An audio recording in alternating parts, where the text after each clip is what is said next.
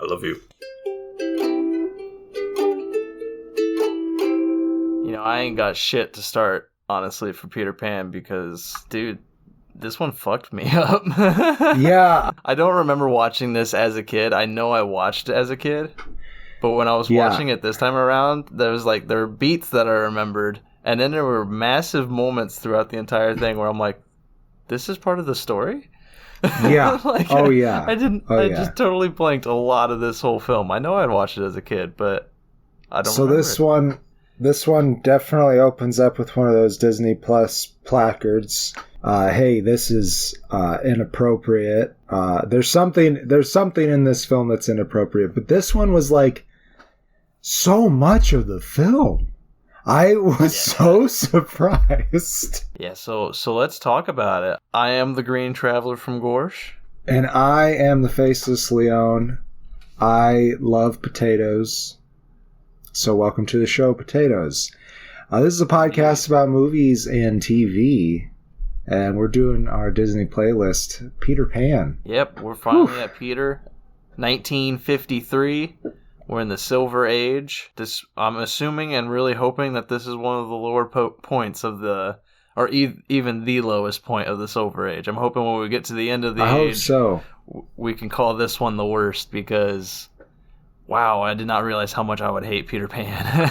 Oh man! I remembered most of the story, and I remember that Peter Pan himself is not the greatest of heroes. He is not a good protagonist in any way. You know, Wendy is more of the protagonist. Wendy's the Peter protagonist, is kind of a yeah. He is more of the mischievous imp character. You know, he's just kind of just very destructive, very chaotic, and occasionally he does do good things. But for the most part, he's just a kid who never ages. Yeah, because he lives in Neverland. Yeah, which is not Michael Jackson's... No, not that ranch. No. Yeah. No, but that's hopefully we're not worrying about that Neverland or anymore.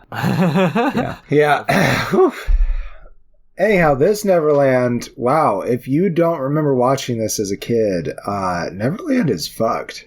Yeah. It's really weird. And honestly, the villain that is presented, who is a really great villain, Hook, Captain Hook. Who voices Captain Hook? I wrote it down somewhere, I thought. I have the cast list here. Hans Conried. He also voices Mr. Darling, which I always thought was cool as a kid because I recognized it. I was like, why is their dad the bad guy? And everybody's like, he's not. And I'm like, he looks almost exactly the same, and he's got the same voice. You're not right. You're not fooling me. And it's interesting that he looks the same because this is one of those Disney animations where the artists use live models to help them with the animation of everything. And as you said, with those two characters, you can kind of see that they did that. They sure did. But Captain Hook is a very fun villain. He is very hilarious, very entertaining to watch. His scheme is ridiculous because he just doesn't really want to die because he has a crocodile that's constantly coming after him. Yeah, because he's had a taste. He's had a taste of him because Peter Pan threw his hand to him. With Captain Hook, his only goal is to survive and kill Peter Pan. That is all he wants to do. You know, because Peter and him have a nemesis. You know, they hate each other so much, and so he's just like, I want to kill Peter Pan, but I don't want to get eaten by the crocodile. Yes. And that's all that seems to be happening whenever I get ready to kill Peter Pan. The crocodile bits are like my favorite part of this movie. Yeah. They're definitely like goofy cartoons. That's definitely where they're drawing their... There's that little theme song that follows the crocodile everywhere, and it's just I think it's based off of like their death gurgle or whatever, because like crocodiles have that like that they make that noise before they kill. Do you know about that? No, I don't. Maybe I'm wrong about that, but I think I could be completely wrong. But I think they have like a death gurgle, and the beat is just very like it's just like a small like boom boom boom boom. Yeah, boom. because he swallowed a clock, and that's how Hook knows that he's coming. I had no idea that's why it was. I just loved the beat. Yeah. It is great. Yeah, it's him approaching, and Hook always knows he's coming, and it just drives Hook insane. Anytime he hears a clock, he goes insane. He thinks that the crocodile is there. And the crocodile's eyes are just like above the water, and they're just like bopping to the... Yeah. Oh, it's really great. Funny. It's good stuff. And like those are the fun parts. There are some very fun parts of this movie, and those are the fun parts. Anything with Hook, anything with the crocodile. Smee is wonderful. Oh, Smee is oh good. Yeah, he's voiced by Bill Thompson. Yeah, he did the White Rabbit in Alice in Wonderland. And also in Alice in Wonderland was Catherine Beaumont. I can't remember who she played in Alice in Wonderland, but she's Wendy here. We mentioned it in Alice in Wonderland that she played Wendy. She played Alice. Did she play Alice? Okay. Yeah, and she comes back for another protagonist then. Disney must have liked her voice. But yeah, so Wendy Darling tells stories to her brothers about Peter Pan. And then after a disagreement with her father, she gets whisked away by Peter Pan, who teaches him to fly, takes him to Neverland. Yeah, because he wants a mother. I don't know that... I don't remember Peter Pan saying that particularly. I know the Lost Boys did. Yeah, she does kind of become the mother of the Lost Boys. I think he literally, when they try to kill her, when they first see her, he says, "I bring you a mother, and this is how you treat her." Yeah. That's right. Yeah. You're right. I remember that now. There's too many things that like shocked me that are sitting on my mind that keep me from remembering the actual plot. Right. In every way, what Peter Pan did was a manipulative kidnapping. Like, we have to be honest. Oh, yeah. He literally is forcing her to be there after a while. There's a moment in this movie where she's like, "I want to go home. I'm ready to grow up." And he's just like, "No, you're staying here. Fuck that. I need a mother. I don't want to grow up, but you can attend to us and let us continue to be crazy, chaotic men." Or not even men, so boys. Peter Pan has somehow brainwashed all these little boys to stay on the island with him and do exactly what he says when he says so. But they all kind of wish that they had stayed and grown up. So he finally realizes that he's, being an ass and does help them get back. Man, this could be a really dark Fae story, and there's definitely like a lot of allusions to Fae and folklore, but Peter definitely could have some really dark interpretations. Like, this is where missing children go, is Neverland. Well, did Once Upon a Time touch upon Peter Pan? Oh yeah, definitely. And they do make it very, very dark. Nice. Yeah, because I agree with you, because that's what my mind always goes with Peter Pan now is, before I rewatched it, this is like probably only the second time I've ever watched this movie. Because, again, I think I've only seen it the first time as a child. And maybe I watched it a lot back then, but I really don't remember it at all. I only remember small bits. Most of what I know of it comes from Kingdom Hearts, honestly. Sure. Yeah, and they avoided the inappropriate parts. Yeah. That part of Kingdom Hearts, if we can make a quick tangent, is a really long chapter. They like rewrite fucking Peter Pan in that story. Probably for the best. Yeah, definitely. It's I can't say that it's good storytelling, but it might be a better story. There's a lot about Kingdom Hearts I just don't remember. Sure. Yeah, I've played it twice and a half, so I don't think I could even get through it twice. Like, getting through it once was tough. Not anymore. I couldn't do it anymore. No. It's a lot. It's a long game, and a lot of it is just sitting there watching it. And that's why instead we're going to do 2 years of Disney playlists. Yeah. Do all the Disney films. Yeah. Anyhow, I do feel like we keep on alluding to these very racist interpretations. I think maybe we should just talk about it. Yep. What do you think? Yep. Let's get into the racism of it. So yes. So I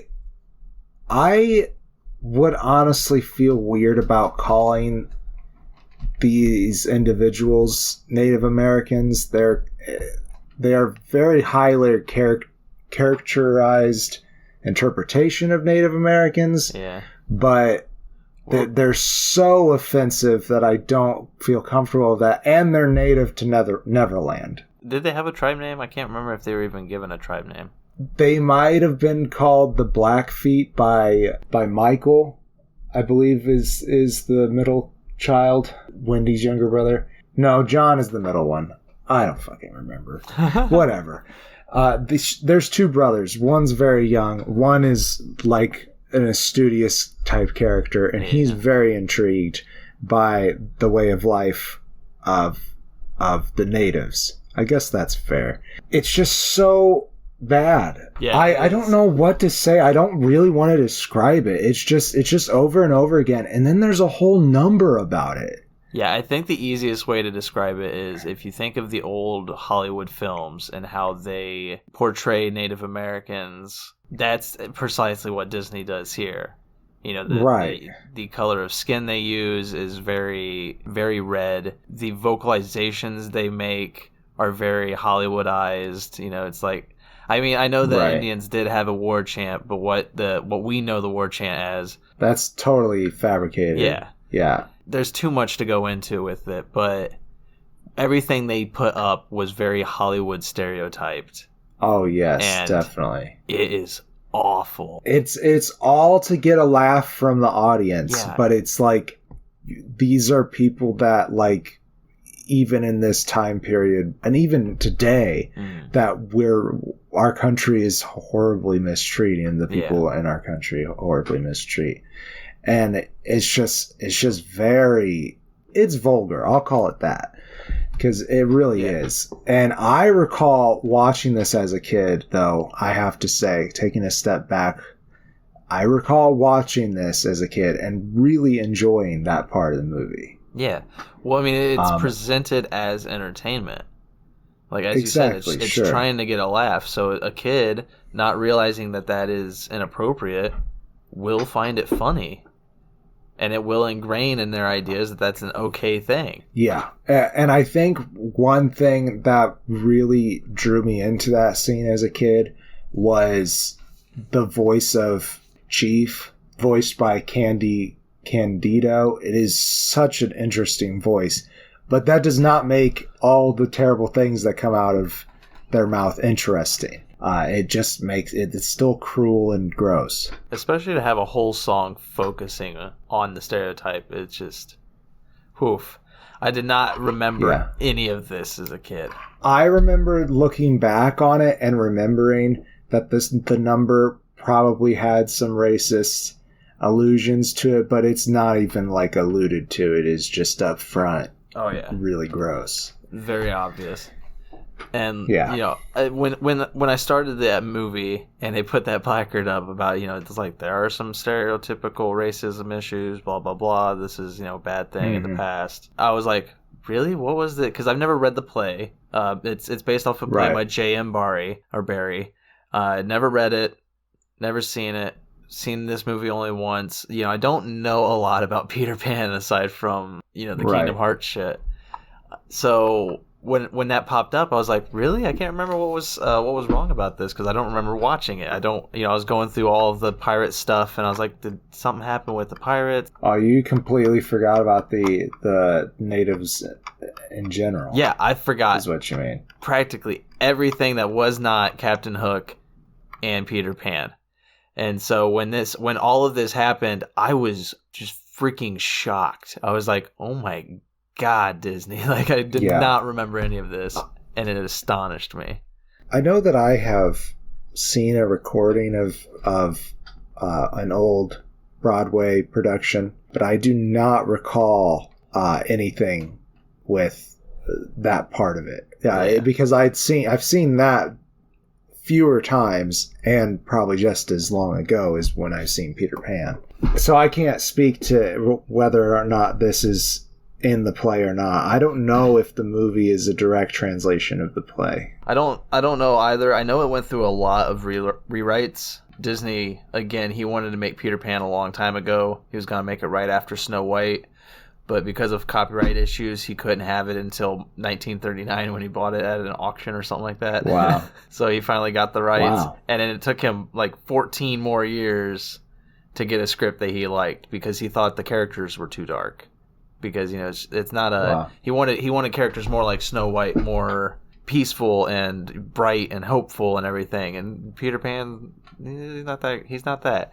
And Wendy is, in a way, that, but... she's also inquisitive and very curious. You know, she's okay with being in this situation because she wants to learn more and she likes Peter Pan. Right. She saved his shadow for him. Yeah, or stole it. Didn't she kidnap his dad? Or stole... I don't know. No, the dog got it. Oh, the dog, okay. Yeah. Nana, their nursemaid. Nana, I love Nana. And there's... even when they're flying away, so those of who that are familiar with... Peter Pan, like, you just need happy thoughts and a little bit of pixie dust to fly. And the kids are flying away, and Michael, the youngest one, grabs Tinkerbell and sprinkles it on the dog so Nana can come. Oh, yeah. But she's tied up. And she just starts floating up. Aww. But she's stuck there. And what was nice to me as an adult watching it was realizing, she's a dog, and she didn't need to be told to have happy thoughts. Aww. She just had them. Aw, that is cute. You know, you bring up another thing, though, that I wanted to talk about was the treatment of Tinkerbell. Another thing I forgot about. So when I think of Tinkerbell, you know, I have the iconic image in mind, and it's already obvious that she is going to be very sexualized because she basically has no skirt. She's practically always showing her panties, and she is so sexualized in this movie that I never, I completely forgot about how much they tried to sexualize her in this, and it was really weird. And she definitely has the hots for Peter Pan too, which is another weird thing. Yeah, definitely. But she's also like tortured throughout this film by him and the Lost Boys, and even like as you said, like right there, the boy just grabbed her and like forced her to sprinkle dust on the dog. Yeah. And that's what Peter does to get all of them to fly. Is he basically just grabs her and rings her so that she uses sprinkles. Her salt shaker. Yeah, she's a salt shaker. It's ridiculous. They just treat her so poorly, so that when she eventually, spoiler alert, if you haven't seen this 70-year-old movie, she eventually goes to Captain Hook, and he uses her to kind of try to betray Peter Pan. She thinks she's doing it to help Peter Pan because she hates Wendy. Right. Wendy birds are dangerous. That's what you're trying to say. Exactly. She doesn't like Wendy because Peter likes Wendy, and fuck that. Yeah. And love triangle with a fairy and children. Yeah. Exactly. So, but like I understand why she goes to the villain. I understand why she gets manipulated. Yeah. Because she is treated like shit. She has kind of Stockholm syndrome, it seems like. Definitely. Well, so do all the Lost Boys. That's true. That is true. Even Bobby Driscoll even has pointed ears. Okay, I mean Peter Pan, voiced by Bobby Driscoll, but and those eyebrows, man. Okay, so they did model Peter Pan after Bobby. I think you kind of mentioned this, but the eyebrows, man, and the pointed ears together. There's something about them that it works so well. Like the Peter Pan is like, this is like a really perfect version of Peter Pan. It also reminds me of the Friendly Green Giant, though. Yes, 100% yes. Oh man, I don't know if that's a worldwide thing, but they do vegetables. Google it or Bing it. You think people are still out there? Sure. I don't know. We're not paid by Google yet. By Google, if you're listening. I'll sell out for Google. That's Take that search engine money. Anyhow. Get our name out there. What are we talking about? So the Stockholm Syndrome, though. Yeah. So there's definitely some strong illusions that Peter Pan is a fey creature, but also some hints that he once lived in the same world as Wendy and the Lost Boy. So I feel like he was here at this magical place for so long that it started morphing and being a part of him, or he a part of it rather. I like that. That's what I have to say. But that's another theory. But this is the theory that I really wanted to bring up on the show.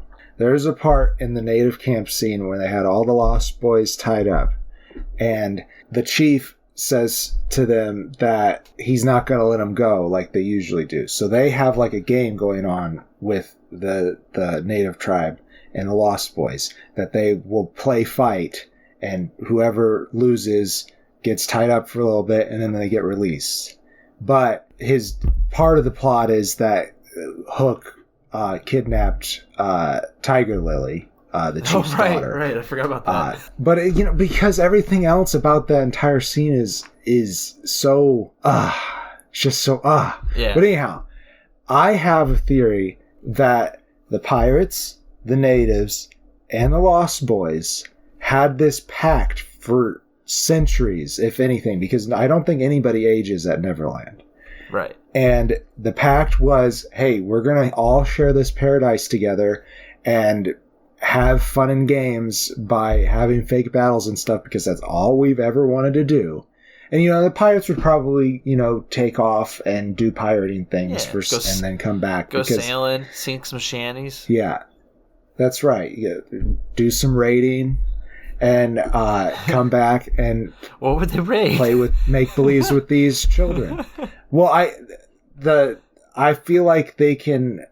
I don't know. I think the sea is also connected to the same ocean that Neverland is a part of. Oh, okay, so they can go to the real world and raid. That's right. Yeah. But anyhow, I think these three groups had an agreement that they would do this, but then Peter Pan took it too far by cutting off Captain Hook's hand and feeding it to that alligator. And now Captain Hook is like, fuck this kid. I'm going to kill him. I'm going to do whatever I can to actually kill him. I believe him, man. This is not fun anymore. And that set off the power vacuum. Yeah, I'm on board that fan theory because fuck Peter Pan. Yeah, he is a dick. He's the worst. I don't like him. And if you're ready for closing statements, I am, because I don't like Peter Pan. He's in this movie. Honestly, I didn't like it that much. I liked Hook. I liked the crocodile. Whenever the crocodile made an entrance, I was immediately laughing. I'm like, yeah, I love this shit. Mm-hmm. That was great. Smee too. Yeah, Smee's great. Smee does say one or two lines though that I'm like. Yeah. It's so does Hook, though. Come on. Yeah, but Hook is a lot of fun. I think I have to watch the Robin Williams Hook, because I've honestly never seen that. Oh man, so good. That's one of my favorites. Right. I love Robin Williams. It's just there's a lot of his filmography though that I haven't watched, because I like a lot of his more dramatic roles. Thank you. Yeah, the more dramatic roles. I like those a lot more. And even though I still love his comedy roles too, of course, but right. I have to say, well, I think it's a good balance in Hook. Yeah, it's a good balance. Yeah, and Dustin Hoffman is amazing. Right. I'm also excited to see that. I've seen parts of it. Like, I've seen a lot of the famous scenes, but I feel like I have to just watch that, because this was just so disappointing. And it's very disappointing because it's an interesting lore. Yeah, I think that's part of it. Yeah. There's a lot to Neverland, and I feel like it's not explored at all.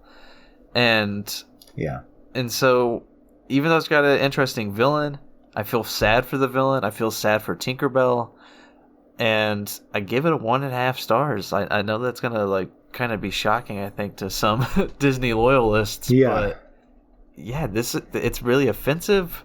It's forgettable. Yeah. I don't really remember anything outside of the crocodile and Hook. Man, I couldn't agree more with you on your rating. I think I'm gonna remember these things that are in this thing, because the problem is that I remember enjoying that part as a child.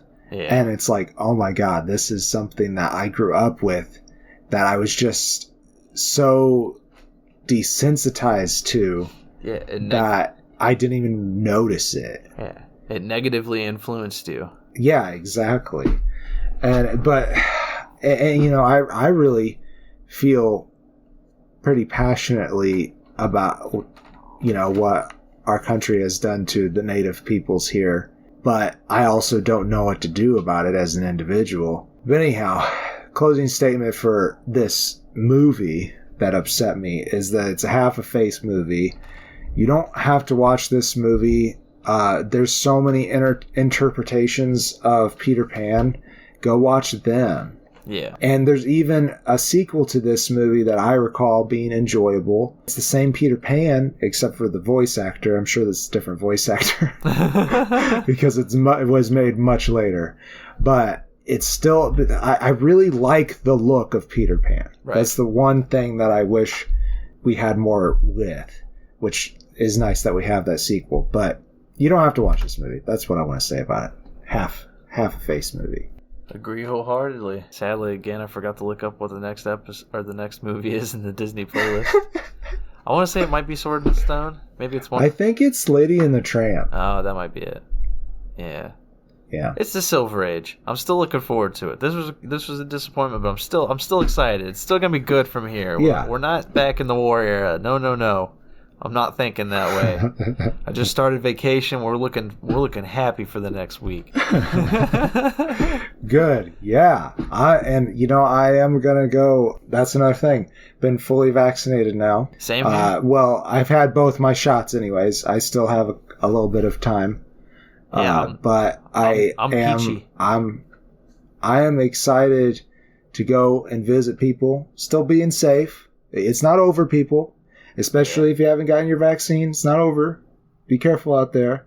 Go get your vaccine. That said, this is going to come out after the episode, I think, that I'm about to talk about. But I am about to return to the theaters for the first time in a week. I say for the first time in a week. For the first time in a year and a half.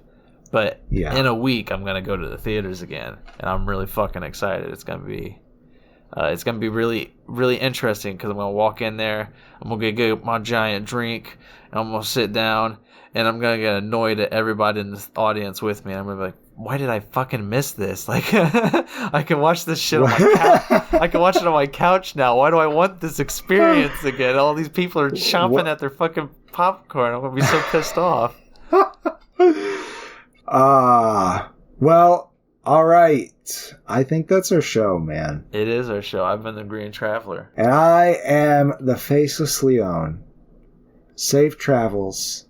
Happy thoughts. Pixie dust. Guten Abend. Good night, everybody. Green and Faceless on the Couch is a proud production of Fiction Works 19. If you like the show, please show your support by rating and reviewing us on Apple Podcasts. Like, follow, subscribe, wherever you might listen. We also now have a Patreon account. If you feel so inclined to support us in a financial manner, please become a patron by visiting patreon.com/greenandfaceless. You can also find more information about us on our Facebook account or on the FictionWorks19 Instagram account. Thank you so much for listening.